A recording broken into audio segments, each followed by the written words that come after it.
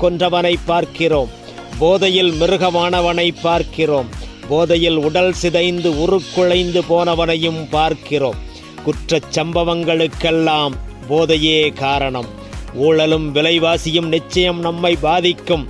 ஆனால் போதை நம் குடும்பத்தையே சிதைத்துவிடும். பாட்டிலில் மட்டும் போதையல்ல, கஞ்சா, அபின், கோக்கைன், ஹெராயின், மித், எல்எஸ்டி என பல வடிவங்களாகிவிட்டது போதை. கொண்டாட்ட இடங்களில் தாராளமாக புழங்குகிறது. பிள்ளைகளுக்கு கை கெட்டும் தூரத்தில் கிடைக்கிறது.